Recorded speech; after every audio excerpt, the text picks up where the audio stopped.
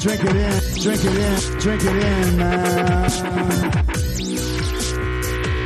It is picked off by the line. Darius Slay's got it. Coming back right side 25. Picks up a block at the 30. Darius at the 40. Drink it in, drink it in. Drink it in, drink it in, drink it in, man. Rolls to the right. Stafford throws deep. Got a man out there. End zone. Caught. Touchdown, Detroit Lions. Marvin Jones. Stafford! Drink it in, drink it in. Touchdown, Detroit Lions. Cornbread. Stafford!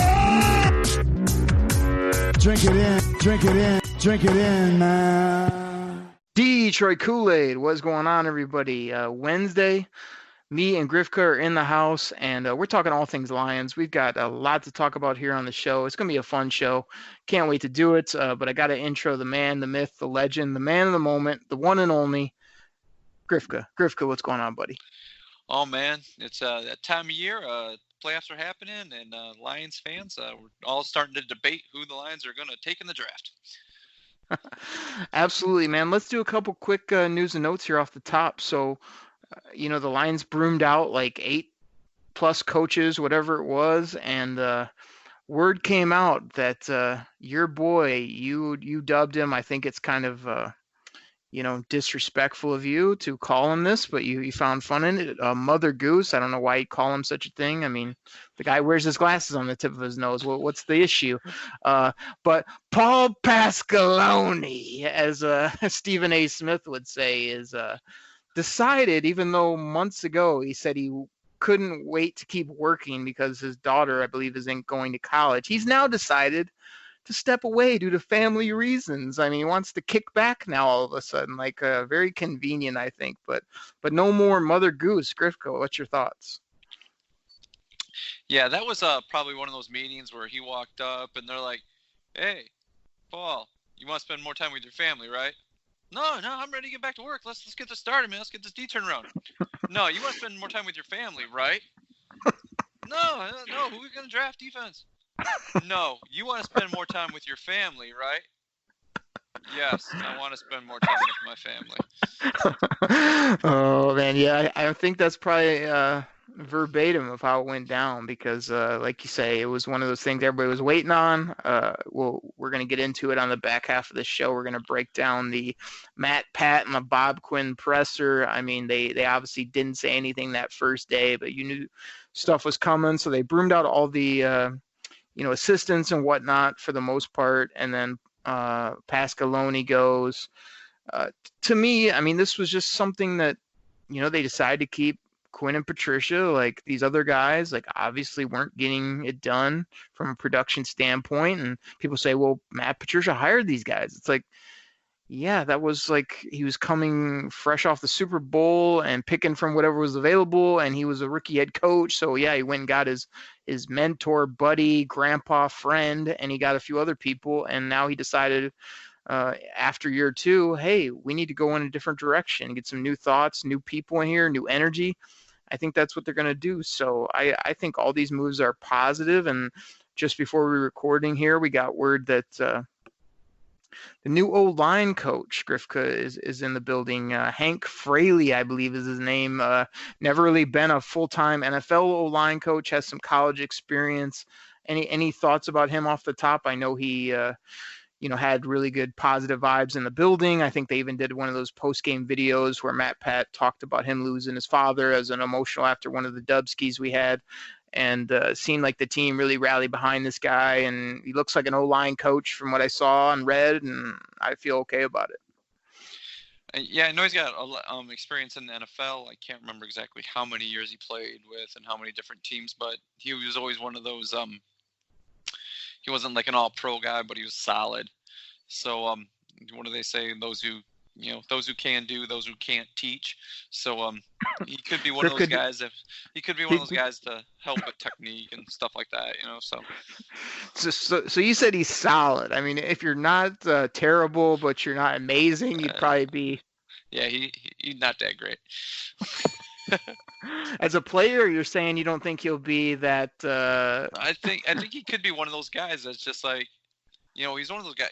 Like I said, I can't remember exactly how many years he played in the league, but he was one of those guys. Like he just kind of grinded through, and that players tend to respect that. Guys that weren't top of the game think they're all that. Could be one of those guys that really connects with the guy, with the rest of the team, with the O line. They listen to him. Because you always hear those horror stories about some guys just tune out other coaches whenever they're talking. They roll their eyes. We're like, we're not listening to this guy. But he might be one of those guys that just he really grinded out a decent career in the NFL, and he can help other guys on the team, maybe like somebody like a Joe Dahl or somebody like that who's trying to like hang around, and we kind of keep going, maybe this will be the year, something like that, so who knows. Joe Dahl got an extension, Grifka. Good job, Joe Dahl. They love this guy, but yeah, I mean, like you say, I had heard his name. I heard he'd probably be the guy. He was. I'm curious to see who they got. Real quick, we're gonna get to Tua. We kind of buried the lead there, but he wants to hear our quick thoughts on Tua declaring for the draft. But before we get to that, I got another name for you, Grifka. When it comes to coaching, what are your initial thoughts on Grandpa Wade Phillips? He got let go by the Rams. This guy has always put up good defenses. He still wants to coach. He seems like that old school guy with a track record that Matt Pat might like. Wade, Matt Pat, and Bev. Can you get behind that, Grifka, or no? I can. I'm not quite for sure what the Rams were thinking. I really don't think the Rams defense was all that bad. I think they might be like kind of taking it out on him because of the lackluster year of the team, that missing the playoffs, after going to Super Bowl and stuff like that. But Wade Phillips always seems like one of those guys. He just, no matter where he goes, he like turns around a defense. Like I said, I can get behind that, but I don't know if Matt Patricia wants to get behind that. So from the discussions that we've had on prior shows, that he always seemed like it was Patricia, him the one, it was his defense. He was the one calling it. I don't know if he's going to give the keys to somebody else. I mean, he obviously gave the keys to the castle of Bevel and said, here, you just take the offense, make it work. I can't see him really doing that with the defense, though, coming from his background, him being the defense coordinator from New England. I mean, I would love it. I just don't think it's going to happen, though.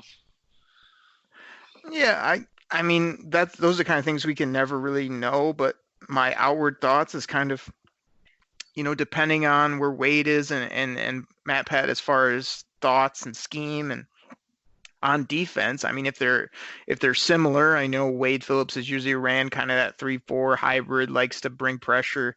If that was something Matt Pat would be interested in, I mean, I think these are two guys that could sort of, talk defense, that they would have some old war stories to tell each other. Again, he brought Bevel in because he respected his game and because he had trouble dealing with him. Like, I feel like Matt Pat would have looked across the field, at a Wade Phillips defense and had some respect as well for what he's done.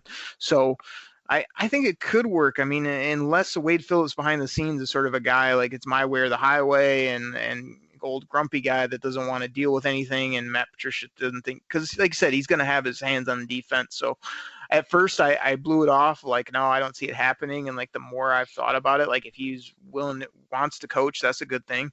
He obviously has years of a successful track record. That's a good thing. I'm much more on board with that than just bringing in some guy who's hopefully going to be good and who's never coached, because I think we got that 2-3 year window where we really want to capitalize. So this isn't really like to bring in Gerard Mayo and hope he's good in a couple of years. It's like, hey, maybe just get, Grandpa Wade and Matt Pat put their heads together and make it happen. So I'm curious to see what happens. That's the big one, the D coordinator, as well as, I said online, I didn't really want Matt Pat calling plays. I'd much rather have him, overseeing everything and dipping in here or being part of the game plan during the week. But on Sundays, I really want him just to be the head coach. So we'll see what happens. Grifka, the people have been waiting. The big announcement, 12 o'clock on Monday. I couldn't wait. I actually could never have been more happy to be wrong. You know how I don't like to be wrong, but I had a real feeling that Tua was coming back. I mean, he was doing a press conference with Nick Saban. He, had some other interviews on ESPN where he really sounded like, hey, maybe I'll just come back and get this injury right. Didn't sound like he was just chomping at the bit to go to the NFL, but sure enough, he declares for the draft. I think this is a great thing for the Lions as far as trade options. And uh, plenty to talk about. Let's put it that way. What were your initial thoughts? They always say, what is it? If you're going to be drafted like in the first round, in the first whatever, like 15 picks or whatever in the NFL, you should go even if you have like one of those injuries where you might not be ready for camp or the off season, because you can get healthy on the NFL's dime as opposed to the college dime, and you're getting paid for it. I don't know. He may be getting a free car down in Alabama, with Nick Saban's hot car lot, but who knows? But I think it, like you said, it helps. Other teams may be looking to trade up. Obviously Cincinnati, everybody's saying they're going to take a quarterback. I don't think Washington's going to take one. And the Lions and the Giants aren't going to take one. And then the Dolphins are sitting there at 5. So there's like, the Dolphins may trade up. It's like, if I'm the Dolphins, I mean, I guess I got to look behind and see who might be interested in those and jump up as high as you can. But it definitely gives the Lions plenty of options. I know later down the road we may even talk about, there's that people rumbling, hey, why don't the Lions take Tua? So, I can give you my opinion on that later. But it definitely helps them with options in this draft. Yeah, I mean, in my opinion, the draft starts at number 3 with the Detroit Lions. I'd love to talk about Tua later with you, because I cannot wait to hear your opinion, because I think there's going to be an argument ensuing, as well as plenty of draft philosophies being argued back and forth when that topic comes up. But people were saying, well, why would anybody trade with the Lions? They don't need a quarterback, or unless they, I guess the argument was, well, they better really show they love Tua. No. What they need to do is like tell everybody and anybody, hey, we love a lot of players in this draft. Like, we're more than happy to move down, 2 slots, 7 slots, even 10 slots, whatever it may be. But you need to come and get this guy if you want him as your franchise quarterback. It sounds like all the medical testing is good. I would think that you just sort of say the team that gives us the best offer that we think is at or above market value, we will pull the trigger at any moment. So don't think you're going to sit there till draft night, or you're going to sit there and just wait it out, because this thing is for sale and it will be sold to the highest bidder. And that's how you get Miami, Chargers, Oakland, or Las Vegas, I guess now, all these people clamoring for this pick. And I think that, man, would a trade down be big? There's so many players, we'll get to it later, as you said, that I just chomping for. And I just think that as good as this guy might be, like, all you got to do is tell people you're dealing out of it. And it's either I'm dealing out of it to your team or somebody else. You make the decision, and then you just sit there and wait by the phone. So really curious to see what happens. I'm super glad he was in, because if he doesn't come in, that's a huge negative in a draft where we're picking high. And like I say, 1 and 2 seem to be pretty much set. Hey, we'll sit there at 3 and control the draft. I love it. Yeah, I don't want to do a whole draft talk right now. I know we have a you lot agree of with things me planned. basically? Yeah, and the funny thing is, I'm like reading stuff. It's just like, well, Washington has Kerrigan and Sweat. They're not going to want Chase Young. And all I can think to myself is like, really?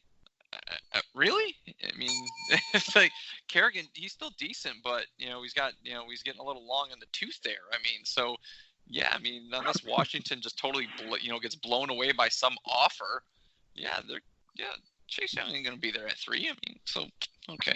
But like I said, we can finish that conversation later. So. Yeah, we'll definitely have that conversation too, because it's one pick, Grifka. Like, all they have to do is take any player other than Chase Young, and he's ours basically. And they can take him. They can fit with Ron Rivera's new defense, but they can also go another direction. It just takes one. So I'm not throwing that out the window yet, and I've already started looking at free agents and stuff, saying, all right, how do you put together a free agent class and still leave that big defensive end, that generational type player, if he's there? Because if he's there, you tell all those people you just told about, hey, we're trading out for Tua, you just say, never mind. And you turn the card in for the big fella out of Ohio State, who I know you love, and we'll fight it out later on him as well. So, Grifka, good stuff there. Big announcements with the coaching staff and Tua.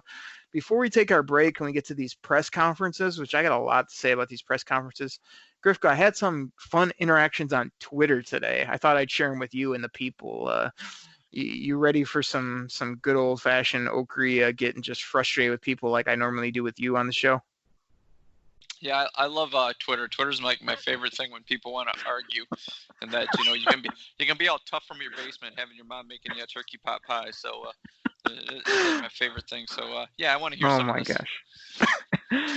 I really have been totally. I always say this. Grifka thinks I'm just pandering to the people, but I truly mean it. Like, I was never a Twitter guy. I'm really not a social media guy by any means. But since I've been on here, I've had no negative reactions. I barely get in any back and forth, quote unquote, arguments. Very rarely does somebody, annoy me. Gary, that I'm about to talk about, where I somewhat go off on him. But other than that, man, it's just talking Lions football. Everybody's been super great supporting the show, and like I say, I get on when I can, if I can. If not, no big deal. It's just been a good experience for me. I know I always hear people just all this hate and they just get all this negativity. I really haven't. So I thank all the great Lions fans for that. But Grifka, let's get to this and talk about a not so great Lions fan. Gary, I hate to throw you under the bus, but I won't give your last name or your Twitter handle. But me and you had a interesting back and forth, and this is where it stems from. So Grifka, my first tweet, again, a classic Oakrey tweet. #OnePride. Can you remember a time the Lions had a ton of cap space, a top 3 pick in the draft, and a young core of solid players, etc.?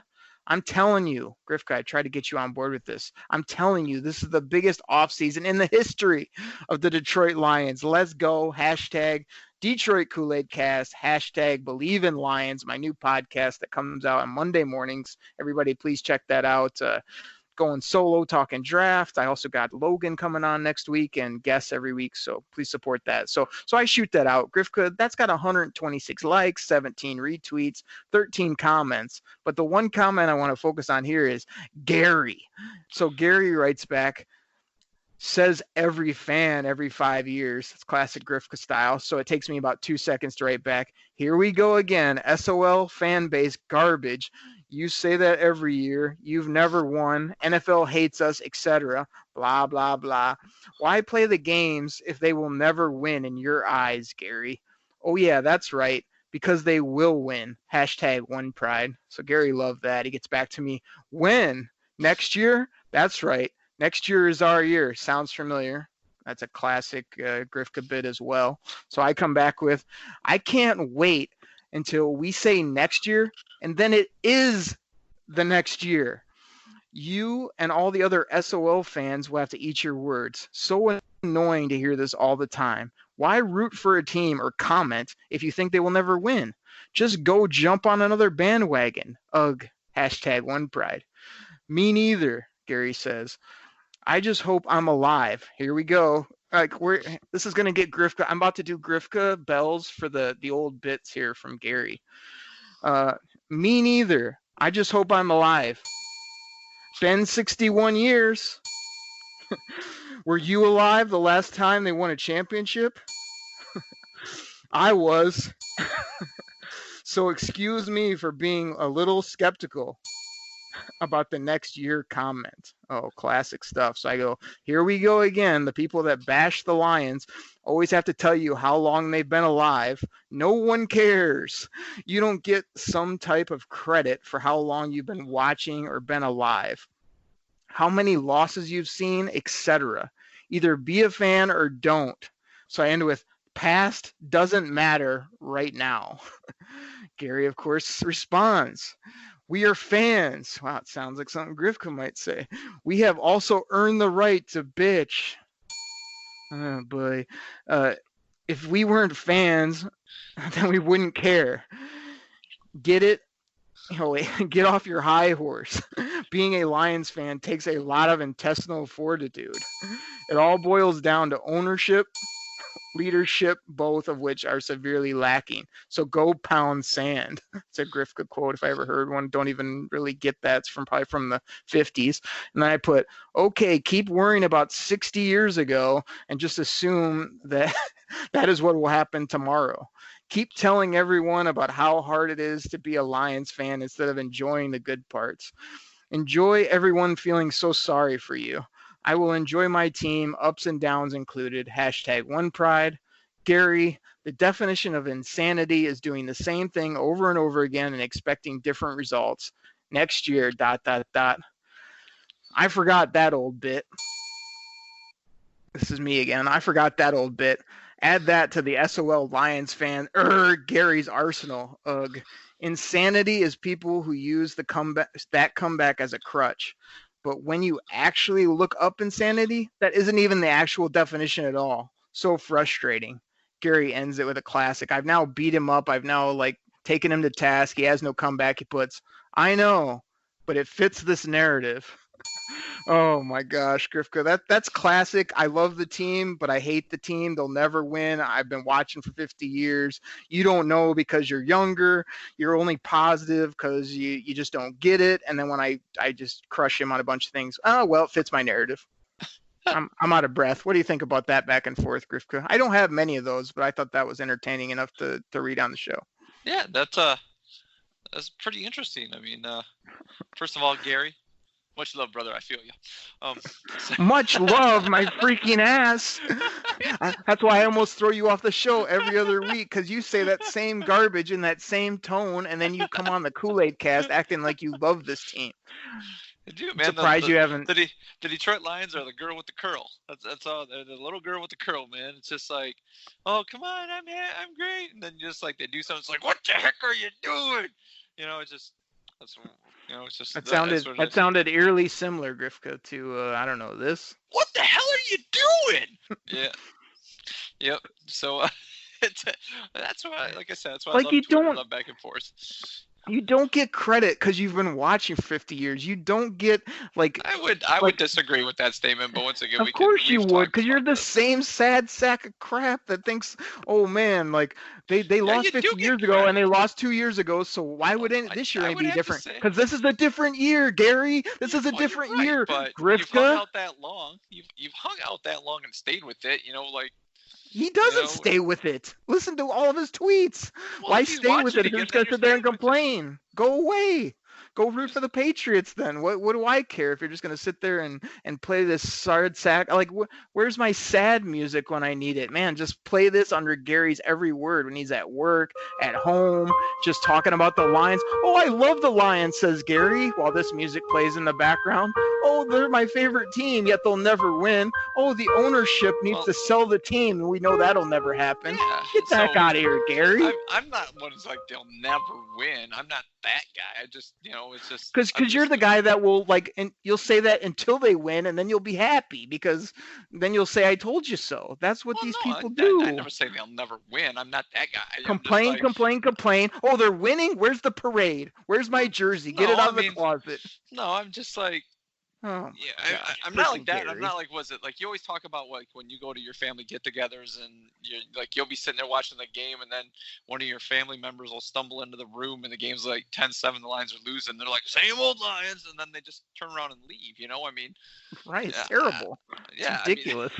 I don't do that, but I mean, it's one of those things where you just kind of wait and hope. I mean, it's traveling through the desert for 40 some years, and it's what it is, man. See, it's yeoman's work. Oh my gosh. Here's freaking Grifka on the Detroit Koolaid Cast, somewhat defending Gary, who's acting like just because a team wasn't good 20 years ago means the 2020 Lions won't be good. Like they have any correlation. Oh, poor Gary, you've been watching for 60 years and they haven't won. Oh, you get so much fan credit though. Thanks for hanging in there and talking bad about the team the past 30 years. Way to go. Like I said, man, if you were if you went to McDonald's and a few times you go, oh, that wasn't that great, and then you go back and well, that wasn't that great. You're not going to continue to go back, oh, that wasn't that great. You're just going to stop. So yeah, I mean, it's just. Kudos for somebody hanging out that long. I mean, that's what I was trying to tell Gary. Stop and go away, because nobody wants to hear you come to the same restaurant. The food's bad. You just complain about the food. Just go away. If you think there's other restaurants, go find them. I'm telling you, you can get a good meal here. Well, like when me and you worked at Dick's Sporting Goods in college, and there was that customer, like, oh, if I don't get this, I'm never coming back. Okay, yeah, see you next sale. Okay, I mean, it's just that's what it is. I mean. Oh, this team's never going to win. Okay, yeah, see you next August. Okay, I mean, that's exactly what it is. So, All right. Well, like I say, on Twitter, normally I wasn't trying to pick a fight with anybody. You saw my first tweet. It's very nice. The minute he comes back with the same old, they say that every year. Go talk to Grifka about his Cubs. I know we don't talk about baseball every year. The old next year gimmick, laugh, laugh, laugh. What'd they do? Not only did they win us, they got the right people in place. They won a World Series and they freaking started winning consistently. Why? Because those other 50 years didn't make a damn bit of difference to the years when they were good. So there's some baseball talk, Grifka. What do you got to say about that? I banned it from the show a long time ago. I appreciate that. And pitchers and catchers report here in the next month, so I'm happy to hear that. But I will have to. I mean, if you read that whole chain, I will have to admit. I mean, kudos. I mean, to him, just not going, you're an idiot or you're stupid. Because once again, I've gotten those battles where somebody was coming, you're stupid, and I'm just always like, nice retort. Did you and the other fourth graders think of that? It's just stuff like that. Because at least he didn't just go like, you're dumb. And it's just like, that's like the stupidest thing in the world. I hate when people do that, but that's kind of one of those reasons why I love that, because I can come back and go like, well, I'm so glad you and the other third graders thought of that. Go do some finger painting, because that's pretty much what it is. Because you can't come up with a cogent argument, to your reply other than you're stupid. Oh, okay, good one. So at least you didn't do that, unless you left it out. Oh my gosh! No, I read all the tweets, but it's like you didn't hear any of those tweets. Like none of them were good. He ended with. Instead of go 1-2, it was like, you're dumb. You've seen them. You've seen them. So right, and I'm about to throw you under the bus for two things. One, a few of those come from you when I try to have some fun ribbing with you on Twitter, and you just tell me to shut the hell up, or you yell something back at me. So you're that guy. And then second of all, because it's not in caps. Okay, everybody knows. You may have written some caps to me. You've written some stuff where I'm like, does Griff not get that I'm kidding with him? I do not take time on my phone to put stuff in capitalization. I'm lucky if I spell stuff right, because I'm like not looking. People will come back, what the hell's that? I'm like, oh, sorry, I was watching my fingers type. I wasn't actually watching what I was typing. So I ain't gonna take the time to make sure this stuff's capitalized. Don't show your untechnical prowess, because it's only one keystroke to get your keyboard to do all capitals on your iPhone. It's not hard. Second of all, the other thing I got to throw you under the bus for is, so you were yelling at me, I think 2 weeks ago, when I was trying to have a back and forth with either Paul from Tampa or somebody else about Chase Young. You came at me and then you started yelling at me, and then you said, okay, Kettle called black, and I was like, I really don't think that's the saying. So you totally screwed that up. Because I go, as I said, hi Kettle, you're black, because you came at me and said, you called me. That's not the saying. Yes, hey Kettle, you're black is not the saying. No, it it's isn't. not. I'm not. No, because what you're doing, you're taking it for granted that you are the pot calling me the kettle black. That's what it is. So when I say, hi, Kettle, you're black, it means that you're the pot. That's not how you say it, though.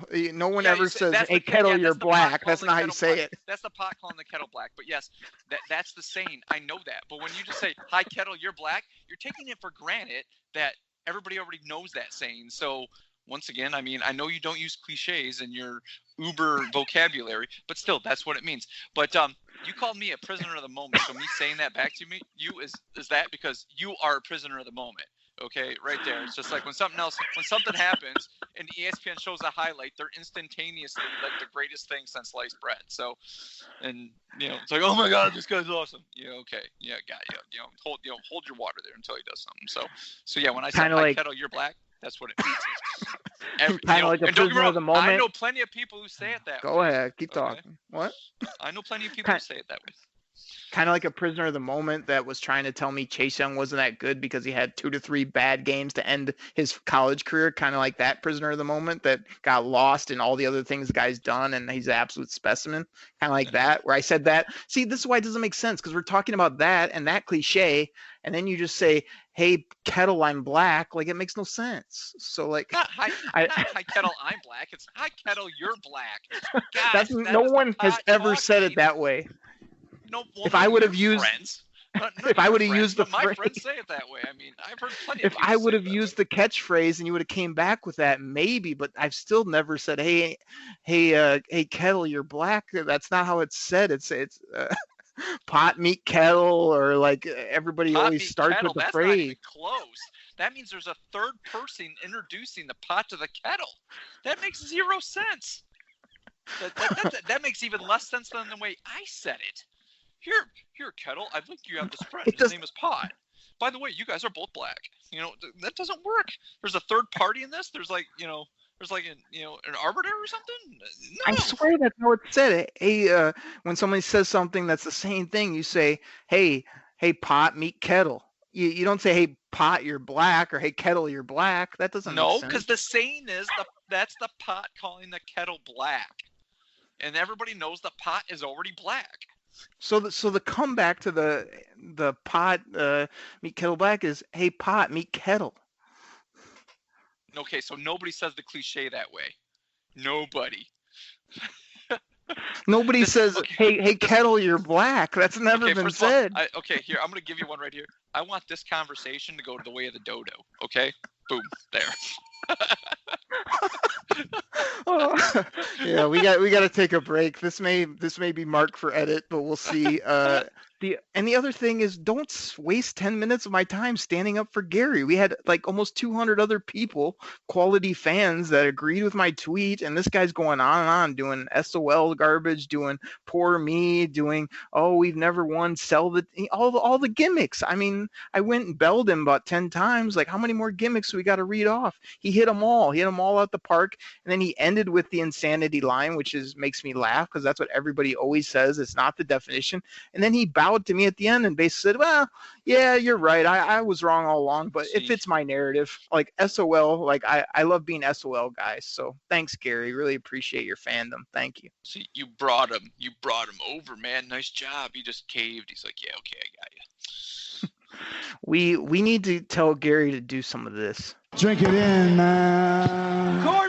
Cornbread. Come on, Gary. Drink it in, man. Grifko, we got to take a break. We'll be right back talking all things Matt Patricia, Bob Quinn, press conferences. Let's do this. When you need mealtime inspiration, it's worth shopping Kroger, where you'll find over 30,000 mouth-watering choices that excite your inner foodie. And no matter what tasty choice you make, you'll enjoy our everyday low prices, plus extra ways to save, like digital coupons worth over $600 each week. You can also save up to $1 off per gallon at the pump with fuel points. More savings and more inspiring flavors make shopping Kroger worth it every time. Kroger, fresh for everyone. Fuel restrictions apply. Detroit Koolaid drinkers, we are back in the house, and it's time to talk some Matt, Pat, and Bob Quinn press conferences.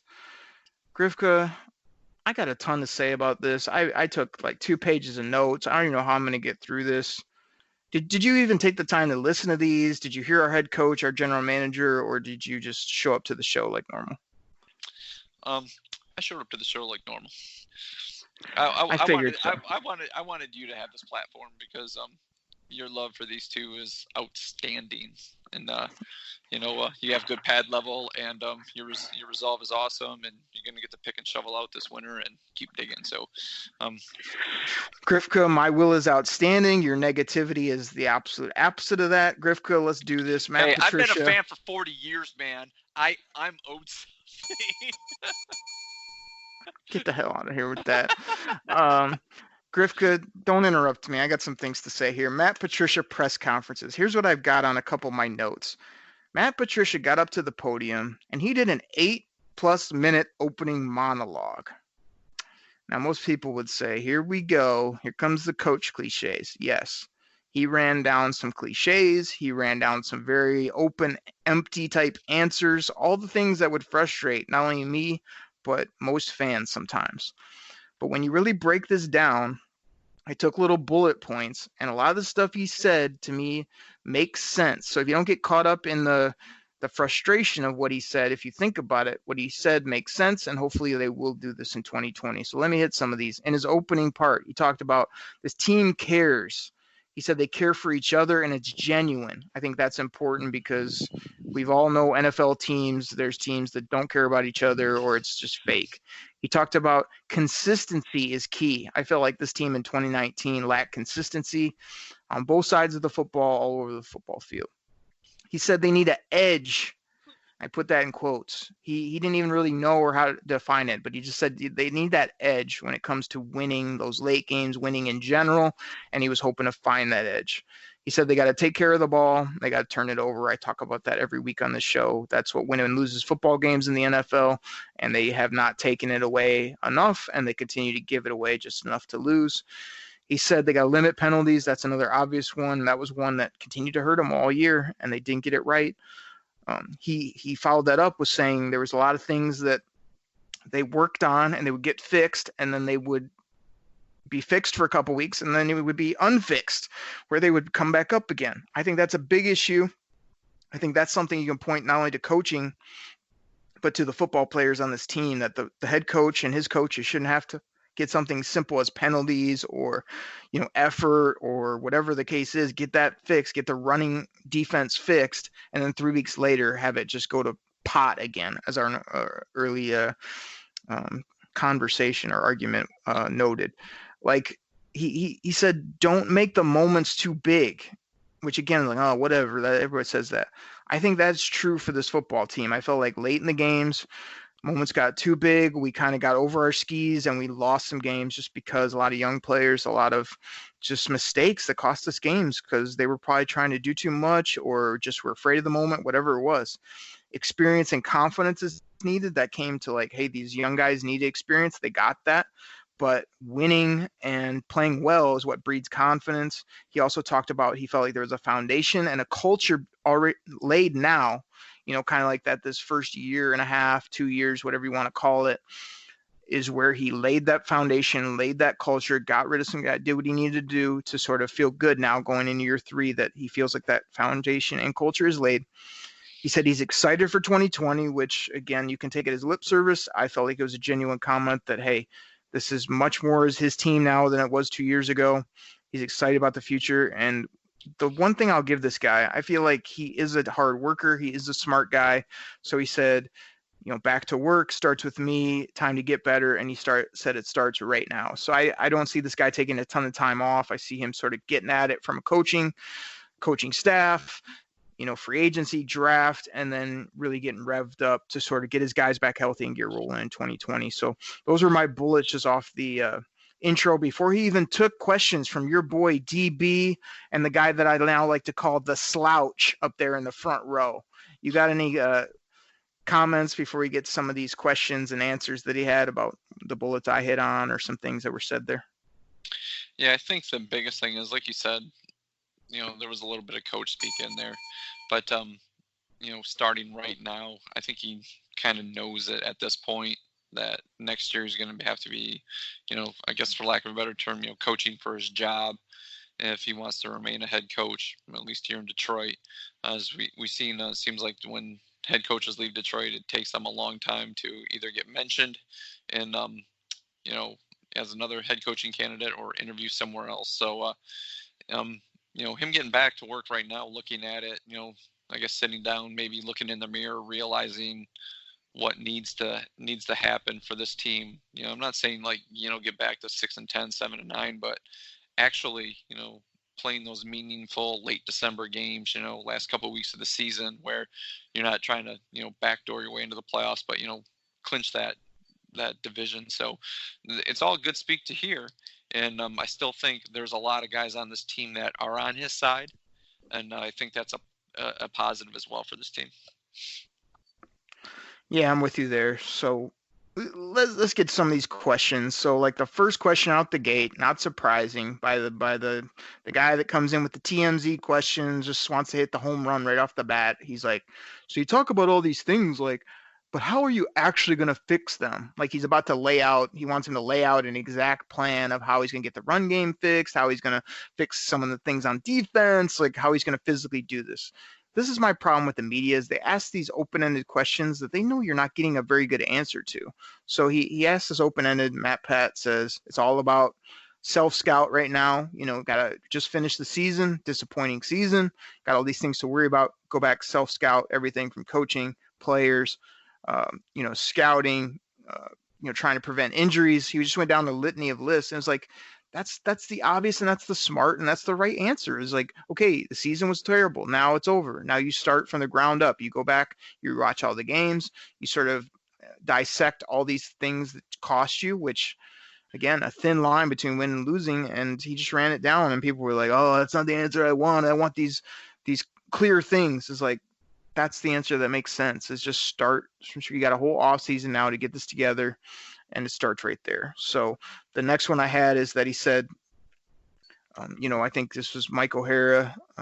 Again, love his podcast with Ken Brown, and he just makes me laugh. Old, good reporter, but he has some softballs because he's a sucker for the team. He drinks that Detroit Koolaid. Drink it in, man. Yes, he does.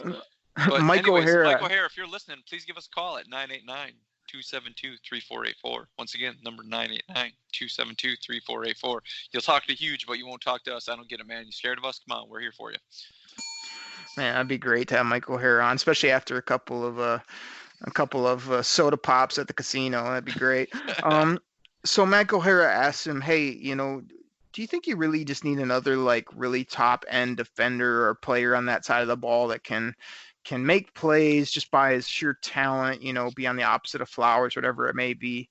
And again, Matt Patricia avoided it and also gave what I thought was a good answer. He said, we need a lot of impact guys at all positions. It wasn't like, if we get a defensive end, as Grifka would just load up his draft list. Hey, I'm going to take a defensive end, a linebacker, and maybe another corner, and I'll be set, because those are the positions we need. You need good football players at any and all spots, and guys that are game changers, and guys, they can just make plays by themselves and absolutely win games without scheme, just by talent, being better than the guy across from them. I thought that was a fine answer as well. Any thoughts on that, Grifka? Yeah, realizing where his team's at, that's good. Yeah, it's a good word, good place to start. So, saying that, you need a lot of impact guys at multiple positions. I like that answer, as opposed to like, we're there. We're almost there if we just had this one guy. No, he's right. It's a good answer. I like that. But you twisted it a bit. I don't think he was like, we need a ton of. He just said he was more open to like having game changers at any and all positions. Not saying that we need 10 more to compete. It was more like, hey, it doesn't have to be on defense. It could be an offensive player. It could be somebody that just anywhere on the team. That's what you're looking for. And he obviously isn't going to pinpoint the spot. That's where he sort of avoids it. He's not going to give you spots, but I think that's always what you're looking for. And that's why I'm always so open in the draft and even free agency, is like, people think we got these areas covered, but it's like, you can go after needs, but let's just go get some really good players, and let them do what they do.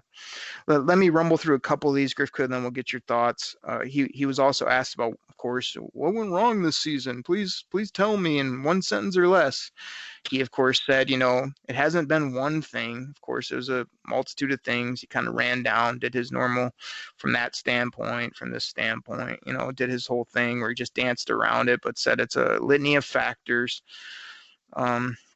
This is where your boy DB comes in. Of course, he's in the front row there with Slouch, and he's like, can't wait to ask this question. So he's like, hey, you bring in somebody else, what do you think about defensive play calling? Is it going to be you, or are you going to allow them to do it? He's just so proud of himself for this question. My favorite part is like Matt Pat looks at him and he just kind of like shrugs his shoulders. He's like, I think that's a pretty open-ended, just broad question, and they just moved on.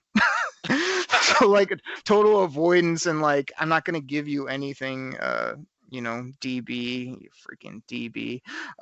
But like, that's not only not important, it's sort of like, well, what's he going to say? Oh yeah, like, I just did a terrible job this year. I can't wait to get a DC in here and give him all the play calling. It'll be fix everything. Like, waste of time. But what do you think he's going to say? No, I'm going to call it. So you're going to go hire a defense coordinator? Like, is anybody really going to come here then? Well, if you're going to call the plays, why am I even going to bother doing that? Just get like something, get a title on my resume. That makes zero sense for somebody. Right. Time frame to change and develop a roster, I thought was an interesting comment, because he said, we know how long it takes to change a roster and we know how long it takes to develop a roster. So without saying it, he was basically saying, hey, these last couple of years, I've been changing the roster. I knew it wasn't going to happen overnight.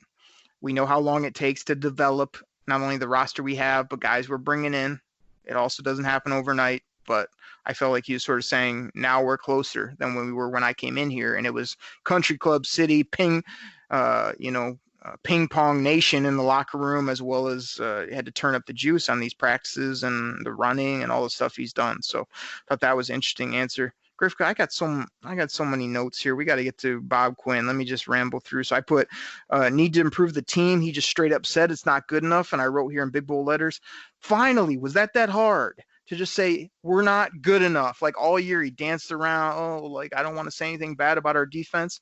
Just say it's not good enough. You didn't win enough games. You're not where you want to be. Like those are all true statements. They're all obvious to anybody with two sets of eyes, and it doesn't kill you. Of course it wasn't good enough. We know this, you know this, and saying it doesn't hurt. Actually, it helps because now it puts you and everybody on notice that you actually were honest and said it's not good enough. I'd like some more of that if possible. Yeah, there's a little bit of duh in there.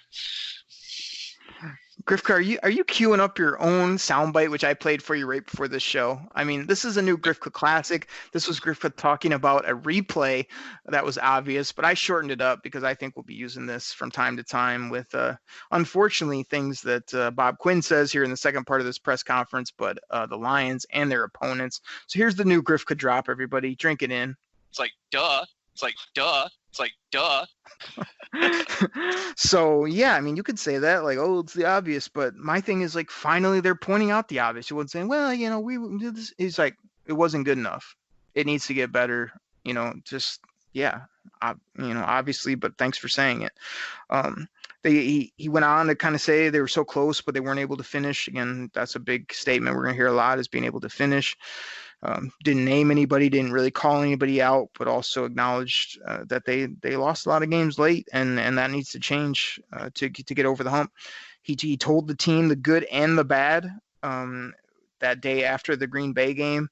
So he was saying something about how he's telling them how well they fought, but he's like, I also told him all the stuff we got to get better at, So it's like, that's what I like about him, is I feel like he's a guy that will lay down the good things you do to some degree, but he's also always going to harp on those things you can get better at, just like a certain mentor of his does on a daily basis to the greatest of all time. And then he also said, every year you start over. So like he told them they did some things well, they fought, they did this, they did that. He told them some things they need to work on. And he said, but really none of that's going to impact 2020 because we start all over starting right now. And I think that's something the fan base always forgets about. They think, well, they fought hard, so that's going to carry on to 2020. No, they could come out in 2020 and have no fight. Just like the opposite. Everyone's down on the team and thought, we don't have this, we don't have that.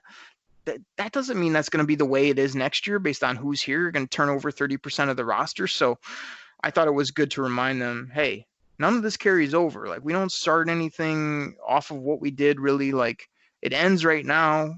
Put the work in and you'll get the results you want next year. So that was interesting. A couple more. He said he gave some players some homework, told them he had some players that got some projects and things to work on before they get back, as well as he wanted people to rest and get ready to roll.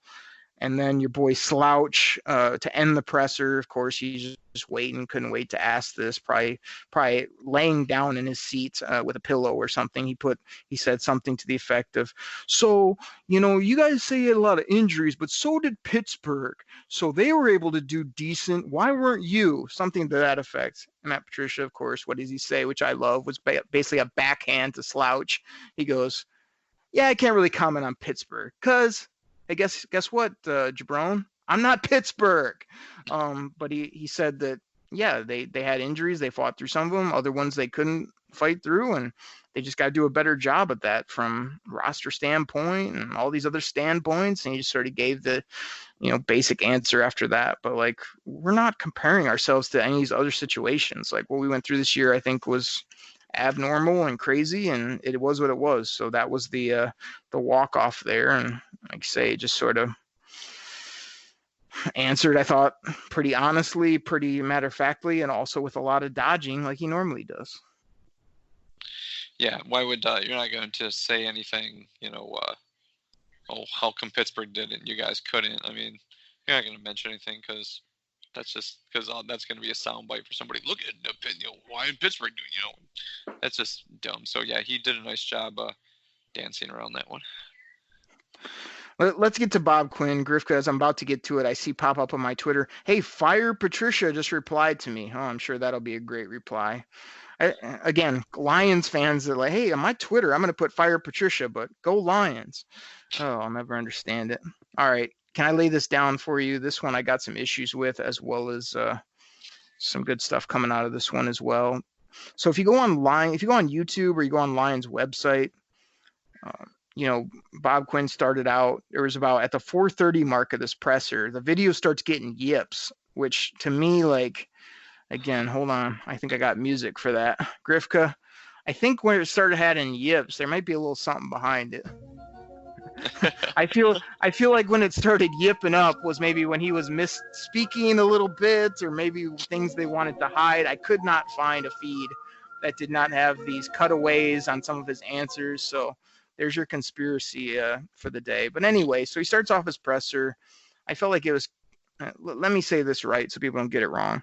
He started his presser talking about Marv Jones, the unfortunate loss of his son Marlo, which, again, I put a bunch of messages out about that. Everybody knows that was a terrible situation. Marv, you the man, like, everybody and One Pride and Lions Nation is there for you on that. But I felt like him starting with that, and then he started about, the support of the Fords, and then he talked about the fans. I felt like it was pretty contrived, I guess, is sort of how he laid it out to start, sort of like the halves. And then Bob Quinn's my guy. I hate to say this, but like, this is what it came across to me, is like he figured, let me throw that out because everybody knows that's a sad situation. Let me kind of dance around, talk about this, that, and the other.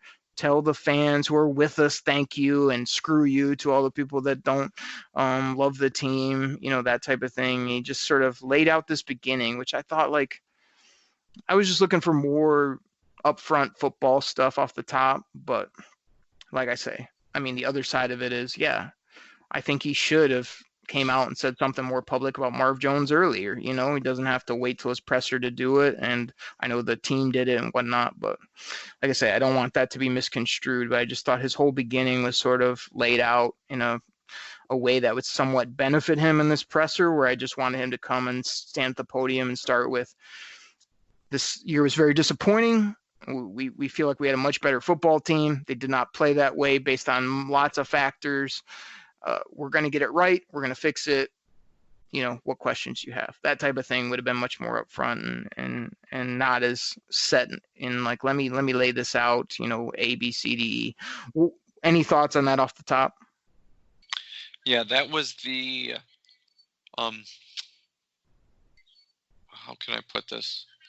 That was, this is just a game, real life happens, Right. It was kind of like you said, I don't want to say like soften the blow, but, because I think like people are coming in there chomping at the bit to ask him some hard hitting, tough questions. We get to the answers, and you're coming, hey man, one of our players, his son passed away, and we want to, give our sympathies, and don't get me wrong, that's very sad. When I read that, and I'm just like, damn, right. You take a step back, and it's like, us as fans, I think that's where we kind of, like we realize, yeah, this is just a game. We're fans. This is his real right. life trying to deal with something. And you're right. It was kind of like, why didn't you come out before, man? That happened before. Yeah, or say it in any other setting other than just open your presser, where you almost like dull the room or make everybody, like, oh man. And I think he does feel that way. It probably was hard for him to be with Marvin, his wife, and to do all the stuff he said. None of it I took as a lie. I just felt like, don't start with that. Like, put out not only a statement, but come out the day that it happened as the GM and just say, hey, I just want to take a couple minutes, tell everybody like how much we care for Marvin Jones and his family. You know what I mean? Do it then, not now.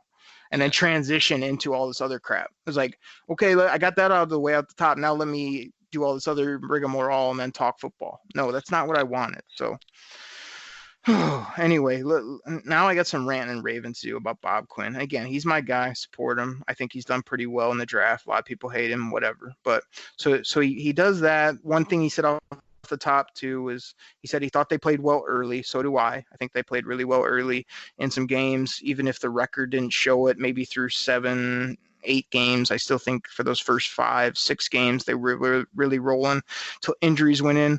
And then he said, no excuses. The fans need answers. They deserve answers, all that kind of stuff. Okay. Well, I'm waiting on the answers, Bob Quinn, until you started speaking again at this press conference. So, again, these are not in order, but your boy DB, again, just waiting in his seat to ask the one question he thinks that everybody wants to ask, but he's the tough one. He's going to answer. Here you go, Grifka. So I have to ask, a couple years ago, you said 9-7 wasn't good enough. So why is now good enough? It's like, where's the rim shot for DB? Where's the pat on the back this guy gets for asking this question? And like Bob Quinn had already pretty much answered it, so he goes, I think I already answered that earlier, and he tried to follow up, and then Bob Quinn says, the reason it's not good enough, or it's good enough now, is because they don't want to start over again. He like with the roster and whatnot. So he said, I don't want to tear it down and start the foundation again. So it's not that 3-12 or 3-11-1 or whatever it is. DB is good enough. It's not like he's like, yeah, that was a good year, really built on something. No, but starting over doesn't help either. Freaking moron. So like my issues with Bob Quinn was he was talking to the media and they were asking these questions and he had answers like he didn't know or didn't have a plan of attack. He said, well, it's hard to pinpoint one thing. Well, figure it out. You better find out the 1, 2, 3, 4, and 5 things you got to do. Like, I know you're trying to be coy, but it felt like me, like an answer, like he's still unsure of what's going on with this team. Like he should be on top of everything. He put, injuries aren't an excuse, but then everyone made fun of this soundbite. And a few sentences later, but we had a lot of injuries this year, which like you can use that as like some funny bit, but like I take it again as one of those statements that's pretty true.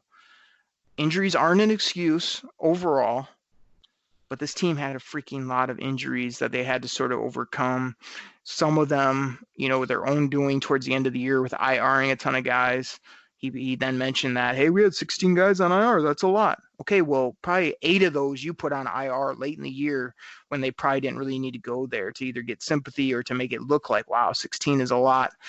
The thing you should have said is we had a lot of impactful injuries at the quarterback position, at some of these impactful defensive spots that really hampered us. That would have been more honest than throwing out these numbers, which we know are somewhat inflated.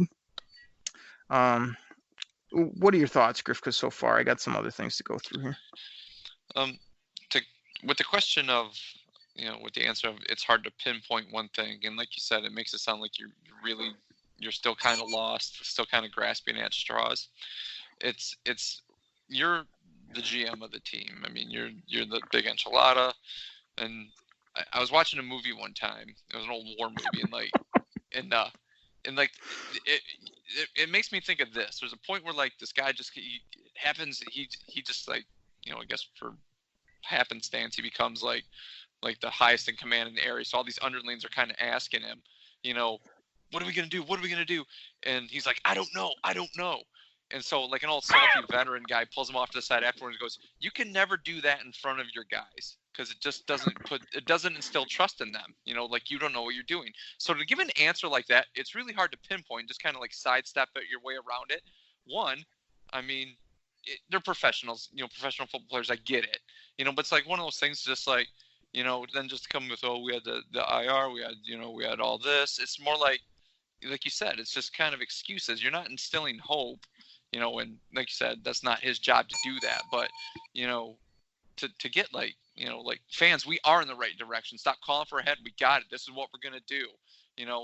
Not just a bunch of pie in the sky stuff, but just, to say like, well, it's really hard to pinpoint. It's just like, you haven't been looking at this, at any point in the year. I mean, it's just, you're not really instilling too much confidence in the fans, maybe some of the players, something like that. So that's what that makes me think of. It's one of those rare times on the show, Grifka. We agree. I agree with you. I think that's a good take. I felt the same way, as well as, even if you're avoiding questions, you can be a little more direct, a little more confident, a little more like, hey, don't worry. I know what's wrong. We're going to get it right. All those type of answers would have been better. He goes on. It's going to get even worse at some points.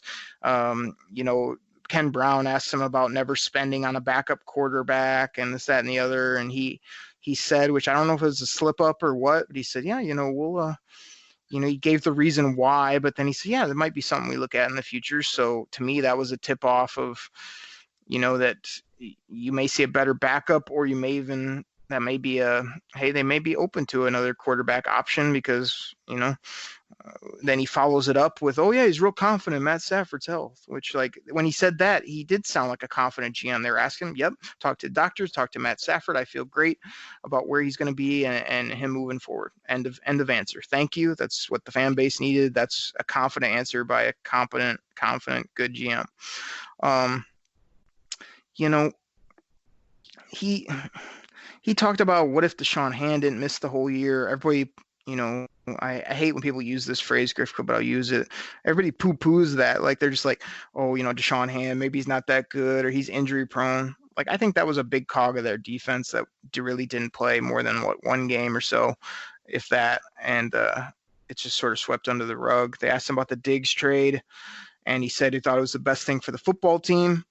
He said, he thought Will Harris would start, and sure as they made the trade, Tracy Walker went down the next few weeks. That really sort of hampered his game plan, but he still was able to get Will out there. He said it feels good about him moving forward. Of course, I think the slouch or whoever followed up with, so in retrospect, would you do it again? I mean, again, slouch. What do you think he's going to say? Oh, yeah, well, actually, it was a pretty dumb move by me. No, because he believes in what he did, why he did it, and it hasn't even proved itself because he hasn't used the 5th round pick, and he hasn't used Will Harris in a second year. So of course he was like, no, I have no regrets. And that was another solid quality answer where it was like, I felt like he believed it. Like, nope, getting Diggs out of the locker room was good on a lot of levels. Getting Will out there was good. And I'll use that pick as well as the money and do some good things with it. So take that, slouch. We've got, he said there was no serious trade talks with Darius Slay. I thought that was noteworthy.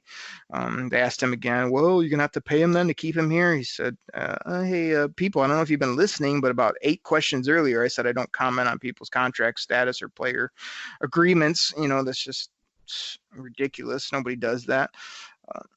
Hawkinson, he said, this was interesting. I'm going to throw this to you, Grifka. He kind of said, he's going through, hey, Trey Flowers played good. Coleman was good and then had a little down spell and played good at the end of the year. He followed that up with this comment, which I thought was odd.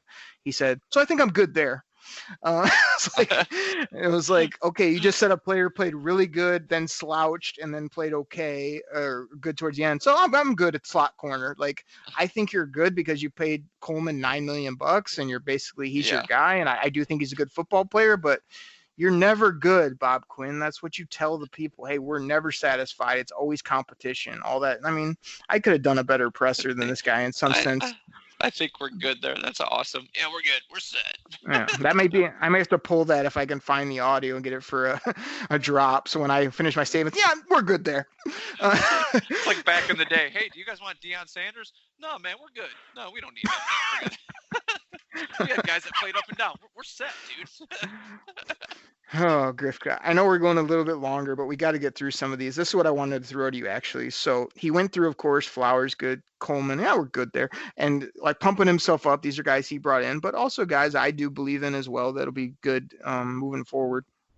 And we're good here this year in spurts or when they played. But then he got to Jesse James, your boy. the guy that I booted out last week on our in or out segment. He said, hey, Jesse James, this was really telling. He goes, I think, it was a little hard for Jesse.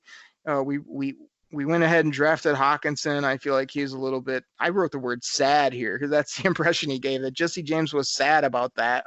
And I put what with a big question mark. But he said Jesse will be a integral part of the offense moving forward or something like that. So what do you think? Like, I felt like, first of all, who's Jesse James to be down in the dumps because they drafted some rookie? Like, what do you think he was going to be an all-pro? The guy had like 8 catches here. He never did anything really big in Pittsburgh. So I thought he came here to be like a quality team player, paid him well, all that stuff. So if he's out there sulking, that's an issue. And then Bob Quinn, was he going to Darrell Bevell and saying, hey, I got these tight ends for a reason. You better freaking use them. Like, I felt like that's sort of what he was saying too. So I thought it was odd, for another odd comment by BQ. Yeah. I have to agree with you. I mean, what, you're going to find Jesse James like crying in a corner somewhere? It's like, I didn't get the ball thrown after me. I work hard. I'm a good guy. It just, there's a point where it's just like, there's only one ball on the team, and you got to realize your pecking order. I mean, all three of those wide receivers are going to be the number one option for you, Jesse James. Okay. I mean, even when Carry-On was, healthy and running, he's going to look to get the ball a little more than you. I mean, they brought McKissick in to be that gadget guy. What was it? What the heck's his name? Oh gosh, it escapes me. That third down specialist guy, the gadget guy.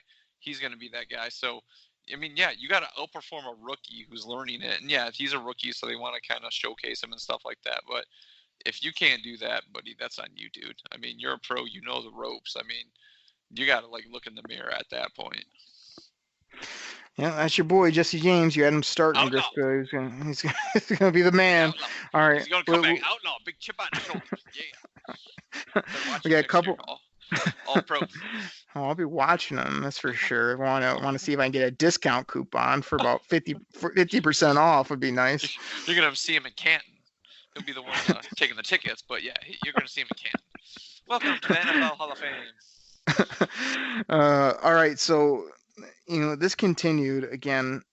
I was just overly frustrated, I guess. I've tried to point at some of the things I liked. I still think Bob Quinn has an eye for talent. I think he has a plan for this team. That plan changed a couple years ago, but to some degree, but he's still working his big plan. But of course, one of the media members, no clue who it was our glory moment again to say, so why should the fan base believe in you? I mean, you have only won, Matt Patricia hasn't won. Like, what? Give us reasons why you're good enough to stay here, which was like, okay, I'm sure you're going to get a great answer from this one, right? But Bob Quinn basically just looked at her, I think it was, confident, and said, he said he was confident in himself in the GM seat, and he felt like with Matt Patricia as head coach that they would get this turned around, and felt good about getting it pointed in the right direction, or however he phrased it. And I felt like, again, it was short answer. It was confident. It was the answer you probably think he would say, but the way he said it was like him and Patricia in his mind are a good combo. They obviously think and feel the same way about players and about scheme and about where they're heading. Now they're not there yet. The results, aren't what either of them expected, but I think he's just really confident in that third year boom, as well as the overall roster, which most people have crumpled up and thrown in the trash can. And I kind of continue to remind people, like somebody asked me today on Twitter, who are these good young players you're talking about? I rambled off like 12 guys off the top of my head that I not only like, but I like moving forward with a good futures, good contracts. So it's not like I was stretching going, we got Stafford and, trying to look for second, third, fourth names. Like I had plenty to work off. And again, they weren't all NFL players, but they're definitely guys you can win with in the NFL, in my opinion. So I thought he was confident in that answer. Here's the classic one, Griffka, and this is where we're not only going to get your take, but this one we got to spend a couple minutes on. I don't know if I can do a good impression of this guy, but there's a lot of people on 97.1 that do a good impression. This is the one and only Pat Caputo. So Pat Caputo, okay, he gets the microphone, okay. That's probably a terrible impression, but he says okay like every other word. But so his big question, which this was humorous on so many levels, he asked this long, Pat Caputo too, bro, you ask questions, it's got to be short and concise. He says like this long drawn out question, but the funniest part is just watching Bob Quinn try to follow where he's going. And then Caputo gets into this thing about, there's these pressure points, and during the year there's pressure points, and how do you get over the pressure points, and did you identify the pressure points? And you can just see Bob Quinn like thinking, drop the Grifka line. What the hell are you doing? I mean, Bob Quinn's sitting there going, hey, put Caputo. That drives me freaking bonkers. he just looks at him and goes, what are pressure points? What are you talking about? Well, okay, like there's these times, in the game, okay, when like you guys just don't perform, don't come through. And he's just like, oh yeah, I got you, okay. And this was the worst answer in the history of answers by Bob Quinn. So he listens to Caputo. It's a terrible question. This pressure points makes no sense, but he's just trying to get the point across. Like, hey, late in the games, you didn't win. You didn't get over the hump. Why? Bob Quinn says, okay, I got you. And then he says, let me see if I can read my own writing here. He says,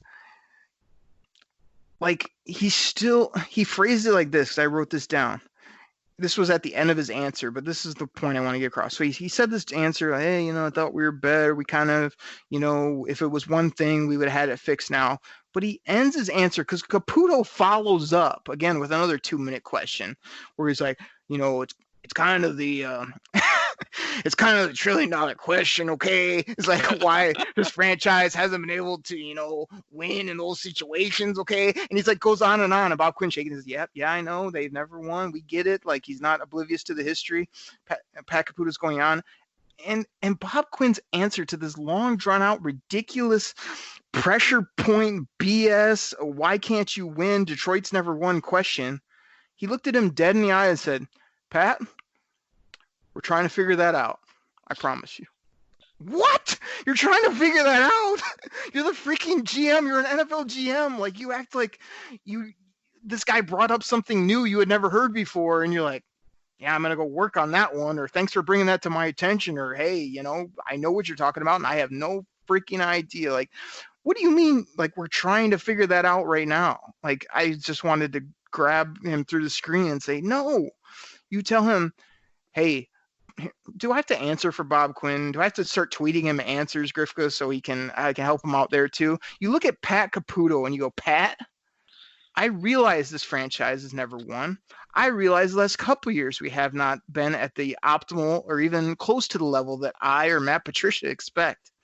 But we have identified issues. We're going to attack those this offseason. We feel like we have the players and the organization to do so, and it's on me and the head coach to get this turned around. And trust me, we know the fans deserve it, and we're going to do all we can, and we have a plan in place to bring a winner to the city of Detroit. Drop the mic, walk off. You don't tell Pat Caputo, or in one of his other answers, he said, hey, well, the media, he goes, well, you guys probably know the stats better than I do. No, they don't know anything more than you do. You're the NFL GM of the Detroit Lions. It's a bunch of numbskulls with microphones. Like, oh, God, we're trying to sort that out, he said. You know what would have been a better answer? If, like, this, it's like, we're putting a blue ribbon committee together. We're going to put our top guys on and get to the bottom of it. That's what that answer is right there. It's just like, okay, so you're giving us lip service. I mean, you're right. I mean, your answer, you need to start being a speechwriter for him because that was just gibberish right there. Like, what did Pat Caputo want him to say, too? Hey, Pat, it's a great question. Like, this team's never won. Let me lay out exactly how we're going to do it, or I'm going to give you point by point why we don't win in the fourth quarter, or why this team didn't win 20 years ago in that playoff game that you were at the Silverdome. Like, what a stupid... It's just ridiculous. Like these wide open like questions. Why are you asking the 2016 to 2019 GM about the pressure points from years ago that you can't get over the hump? And why would Bob Quinn answer with it? We're working on that. No, you're not. You're working on getting right now fixed for next year. That's all you're working on. Nothing else freaking matters. So, oh my gosh, I gotta bring my blood pressure. What do you say, Grifka? Too much salt, or I'm gonna have a heart issue too much here salt? if we keep No, going. you better cut back on the caffeine. He just finished out with saying, they have to. What I have here, that he knows they have to win next year. He has to look out for the future of the team. That's all going to be interesting to see what he does in the draft from that perspective. He said they have to pay attention to everyone. I put here, that was another, I don't want to go on a big tangent, but he said previously in the draft, they could just focus on this pool of players because they knew the other guys they didn't have to worry about because of trade up. And I'm like, Bob Quinn, you need to know and be worried about everybody, everywhere, all the time, And then you follow that up with, like, I think this year we're going to, because of where we're picking, we have to know the draft A to Z, 1 to 250. What the hell else were you doing the last 3 years? Like, what do you just got like 6 names when you're picking at 20, thinking, well, we'll definitely get one of these? Like, I just felt like those were answers where it's like he didn't have a handle on the grand scope of things. I know he does. I know this is a pretty good scouting staff, but it's like, don't cut corners. Don't tell me that, like, before we didn't even like really look at the top 10 guys, so we had no chance of them. You have no idea. Like, what was it, 3 years ago when Derwin James was go top 5, top 10? He almost slipped to you. What, did you not do any homework on him because you didn't think he'd be there? Like, I expect the total opposite from Bob Quinn. I expect him to be on top of not only A to Z and 1 to 250, like anybody that's in the draft. I expect him and his scouting staff to have done some homework and be on top of, not the, we focused on these guys so we figured they'd be there when we pick, or hey, we targeted this guy because like that was our guy and we just ignored all these other football players. Like, no, you need to be on top of every detail, every player, everything that's going on. Not this year, because we're at 3, we're really going to button it down, really batten down the hatches this year, where last year is taking darts and throwing it at a wall and it came up Jelani Tavai. I mean, come on, buddy. Yeah, that's great because, like you said, you have no idea what people are going to do in front of you, trade down, who they're going to pick. Stuff happens, but once again, it doesn't lead too much faith into like the fans, and you're safe, like you said. Now all of a sudden you're going to know everybody, where before it's just like, yeah, forget it. We ain't got to focus on those guys. They're going to be gone. So, whatever. So let's sum it up this way, Griffith. We've been going about an hour. We've had some laughs. I knew this was going to be a tough one for me because these pressers are two guys you hear me support every week. I still support them. I think Matt Patricia is a good head coach. I think Bob Quinn is a above average type GM that has found some gems. He's missed on a couple. He's got our salary cap in order, and he's a guy that I do have faith in to pick talent as well as, be a guy I see what he's building, and I see that, there's cogs there, there's pieces, there's a framework that I don't feel like we've had when you really look back at even winning Lions teams. You could say like, well, yeah, they won, but they had like all this dead cap and they had no money in the off season. Their drafts were terrible. I feel like some of those things are rectified as well as things to build off that people are ignoring. So, for me, the Matt Patricia, we already talked about, I kind of summed that up. For Bob Quinn, it's just like he only talks once or twice a year, and this is probably why, because he's not that good at it. I feel like he's much better at his overall job than talking to the media, because some of the stuff he said was just left you scratching your head, as you would say, and left you thinking like, I mean, what the heck? What the hell are you doing? Like, I feel like he knows what he's doing, but the things he said just baffled the mind and made me feel like, no, the media doesn't know more than you. No, Pat Caputo did not ask a good question. No, the slouch doesn't have a clue what he's talking about, and you need to tell him such. Same with DB. Like, and he just came off as, like you said, sort of a somewhat weak general manager that was not used to speaking in public because he only does it 2-3 times a year.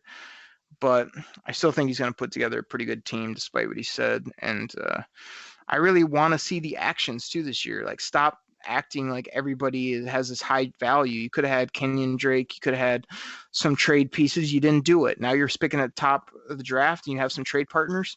You better make a deal, or you better get real aggressive and take a top talent with that pick if you stay at 3, because I'm not trying to get a solid double at number 3 like I let you get away with at number 20. I need home runs this year in free agency and the draft so this team can get out, get rolling, and get back to where we thought they'd be this year. So that's my sum up on the Bob Quinn presser. Yeah, you really can't top that. So that's a good point that you have there.